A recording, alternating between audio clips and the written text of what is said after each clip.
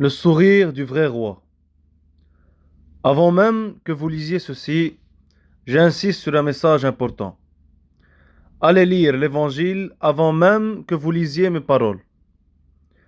Si vous ne l'avez pas lu et n'avez pas essayé de vivre l'Évangile, fermez ce livre et commencez à vivre petit à petit l'Évangile.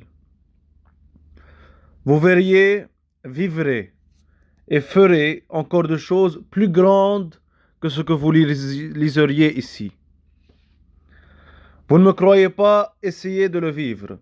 Si Dieu a donné tant de grâce à un homme avec tant d'erreurs que moi, imaginez combien il donnera aux gens mieux que moi. Car moi, je suis seulement le serviteur et ami de Dieu. Écoute le Maître Jésus-Christ directement de sa bouche. Écoute le grand roi lui-même, pas seulement son petit serviteur. Son petit serviteur essayera de te donner ce qu'il peut, mais imagine ce que Dieu lui-même peut te donner. Car mes paroles pourraient vous aider, mais rien n'est comparable à l'aide que vous aurez de l'Évangile. Car l'Évangile est le message le plus important de l'histoire. Tu peux avoir toutes les connaissances du monde, mais sans l'Évangile, tu ne vis pas réellement.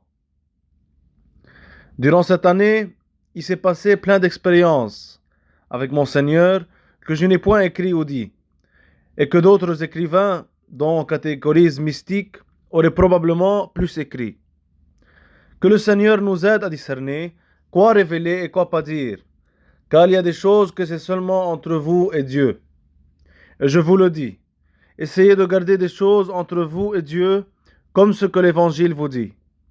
C'est une humilité de garder en secret et de ne pas tout dire pour être glorifié devant les hommes.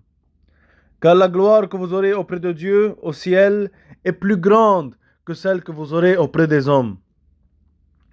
Je vous le dis, moi-même en écrivant ces choses vécues, il y a un risque de tomber dans la vanité. Quand on est si proche de Dieu, il faut avoir aussi une humilité digne de l'humilité de Dieu. J'ai écrit donc un échantillon, et c'est pour que vous les utilisez et que ça prenne vie. Et pardonnez-moi si j'ai oublié des choses. Mais bon, il ne faut pas trop s'inquiéter. Je répète, le message le plus important de l'univers est déjà arrivé, l'Évangile. Donc ne vous inquiétez pas. Si dans une catastrophe, les bibliothèques du monde se détruisent, les paroles de Dieu resteront à jamais après la mort.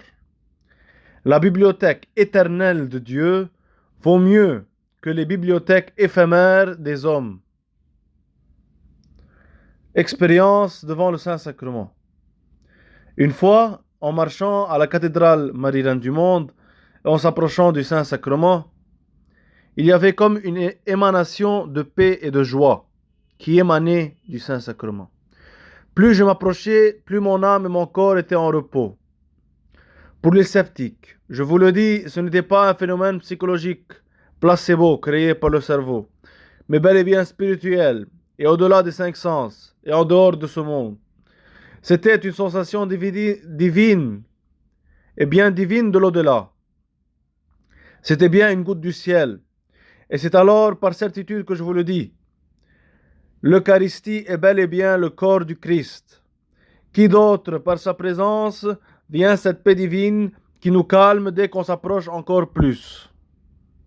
Et plus que je m'approche, plus il y avait cet esprit d'amour, de douceur et de repos divin, comparable à de l'eau.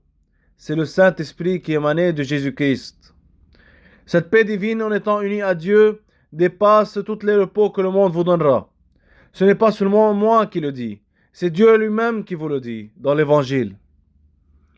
Et donc je vous le dis, la vraie joie, le vrai bonheur, c'est en Jésus-Christ. Les philosophes du monde parlent jour et nuit pour chercher les clés du bonheur. Et ils ne voient pas que le bonheur incarné est déjà venu en Dieu, incarné dans une personne arrivée il y a 2000 ans. La souffrance avec Jésus-Christ est difficile, mais c'est la seule joie qui vaut la peine. Cette joie dépasse les joies psychologiques et temporaires du monde, car elle est bel et bien une joie spirituelle et divine, une joie éternelle. Si vous ne me croyez pas, demandez et parlez à Dieu, il vous connaît mieux que moi.